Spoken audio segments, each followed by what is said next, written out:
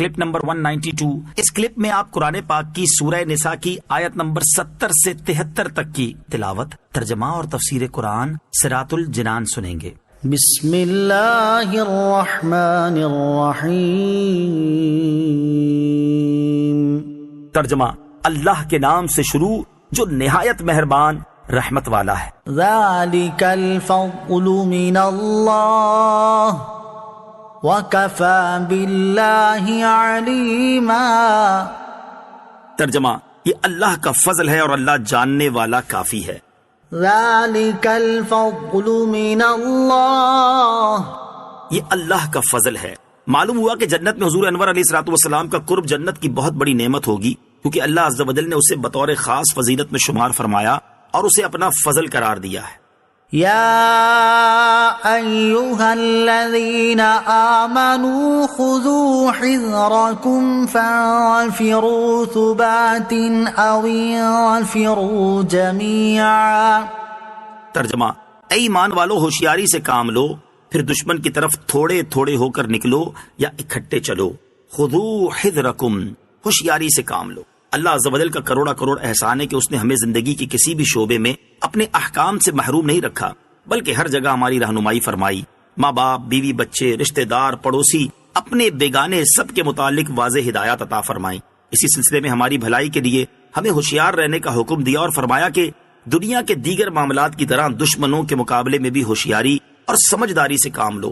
دشمن کی گھات سے بچو اور اسے اپنے اوپر موقع نہ دو، اور اپنی حفاظت کا سامان لے رکھو، پھر موقع محل کی مناسبت سے دشمن کی طرف تھوڑے تھوڑے ہو کر نکلو یا اکٹھے چلو، یعنی جہاں جو مناسب ہو امیر کی اطاعت میں رہتے ہوئے اور تجربات و عقل کی روشنی میں مفید تدبیریں اختیار کرو۔ یہ آیت مبارکہ جنگی تیاریوں، جنگی چالوں، دشمنوں کی حربی طاقت کے اندازے لگانے، معلومات رکھنے، ان کے مقابلے میں بھرپور تیاری اور بہترین جنگی حکمت عملی کے جملہ اصولوں میں رہنمائی کرتی ہے۔ اس سے یہ بھی معلوم ہوا کہ اسباب کا اختیار کرنا بھی نہایت اہم ہے۔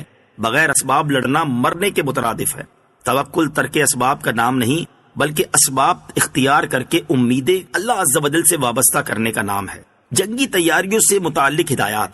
جنگی تیاری کے لیے حضور پرنور علیہ الصلوۃ والسلام اور صحابہ کرام کی ہدایات ملاحظہ فرمائیں۔ نمبر 1، حضرت عقبہ بن عامر رضی اللہ تعالیٰ عنہ سے روایت ہے، تاجدار رسالت صلی اللہ تعالیٰ علیہ وسلم نے اس آیت وَأَعِدُّوا لَهُم مَّا اسْتَطَعْتُم مِّن قُوَّةٍ، اور ان کے لیے تیار رکھو جو قوت تم سے بن پڑے، کی تفسیر میں فرمایا، خبردار وہ قوت تیر اندازی ہے، خبردار وہ قوت تیر اندازی ہے، خبردار وہ قوت تیر اندازی ہے۔ نمبر 2، نسائی شریف کی حدیث، حضرت انس رضی اللہ تعالیٰ عنہ سے روایت ہے، حضور اقدس صلی اللہ تعالیٰ علیہ وسلم نے ارشاد فرمایا، مشرکین سے اپنے مال، ہاتھ اور زبان سے جہاد کرو، یعنی دین حق کی اشاعت میں ہر قسم کی قربانی کے لیے تیار ہو جاؤ۔ نمبر 3، حضرت عقبہ بن عامر رضی اللہ تعالیٰ عنہ سے روایت ہے کہ سرور کائنات صلی اللہ تعالیٰ علیہ وسلم نے ارشاد فرمایا، بے شک اللہ تعالیٰ ایک تیر کے بدلے 3 افراد کو جنت میں داخل فرمائے گا۔ نمبر 1، ثواب کی نیت سے تیر بنانے والے کو، نمبر 2، تیر پھینکنے والے کو، نمبر 3، تیر پکڑوانے والے کو۔ اور تیر اندازی اور گھڑ سواری میں مقابلہ کیا کرو، تمہارا تیر اندازی میں مقابلہ کرنا شاہ سواری میں مقابلہ کرنے سے زیادہ مجھے پسند ہے، اور جو تیر اندازی سیکھنے کے بعد اس سے غفلت کرتے ہوئے چھوڑ دے تو اس نے ایک نعمت کو گوا دیا۔ نمبر 4، حضرت عمر بن خطاب رضی اللہ تعالیٰ عنہ نے اہل شام کو خط لکھا کہ اپنی اولاد کو تیراکی اور گھڑ سواری سکھاؤ۔ وَإِنَّ مِنكُمْ لَمَن لَّيُبَطِّئَنَّ فَإِنْ أَصَابَتْكُم مُّصِيبَةٌ قَالَ قَدْ أَنْعَمَ اللَّهُ عَلَيَّ إِذْ لَمْ أَكُن مَّعَهُمْ شَهِيدًا وَلَئِنْ أَصَابَكُمْ فَضْلٌ مِّنَ اللَّهِ لَيَقُولَنَّ كَأَن لَّمْ تَكُن بَيْنَكُمْ وَبَيْنَهُ مَوَدَّةٌ لَيَقُولَنَّ كَأَن لَّمْ تَكُن بَيْنَكُمْ وَبَيْنَهُ مَوَدَّةٌ يَا لَيْتَنِي كُنتُ مَعَهُمْ فَأَفُوزَ فَوْزًا عَظِيمًا۔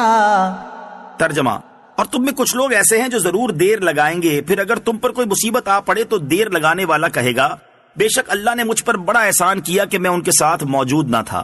اور اگر تمہیں اللہ کی طرف سے فضل ملے تو تکلیف پہنچنے والی صورت میں تو گویا تمہارے اور اس کے درمیان کوئی دوستی ہی نہ تھی۔ جبکہ اب ضرور کہے گا اے کاش میں بھی ان کے ساتھ ہوتا تو بڑی کامیابی حاصل کر لیتا۔ وَإِنَّ مِنْكُمْ لَمَن لَّيُبَطِّئَنَّ، اور تم میں جو کچھ ایسے ہیں جو ضرور دیر لگائیں گے۔ یہاں منافقوں کا بیان ہے کہ منافقوں کی حالت یہ ہے کہ حتی الامکان میدان جنگ میں جانے میں دیر لگائیں گے تاکہ کسی طرح ان کی جان چھوٹ جائے، اور اگر پھر واقعی ایسا ہو جائے کہ مسلمانوں کو کوئی مصیبت آ پہنچے اور یہ منافقین وہاں موجود نہ ہوں تو بڑی خوشی سے کہیں گے کہ اللہ عز و جل کا شکر ہے کہ میں وہاں موجود نہ تھا، ورنہ میں بھی مصیبت میں پڑ جاتا۔ اور اگر اس کی جگہ مسلمانوں پر اللہ عز و جل کا خصوصی فضل ہو جائے کہ انہیں فتح حاصل ہو جائے اور مال غنیمت مل جائے تو پھر وہی تکلیف کے وقت اجنبی اور بیگانے بن گئے تھے، اب کہیں گے کہ اے کاش کہ ہم بھی ان کے ساتھ ہوتے تو ہمیں بھی کچھ مال مل جاتا۔ گویا منافقین کا اول و آخر صرف مال کی ہوس ہے، انہیں نہ مسلمانوں کی فتح سے خوشی اور نہ شکست سے رنج، بلکہ شکست پر خوش اور فتح پر رنجیدہ ہوتے ہیں۔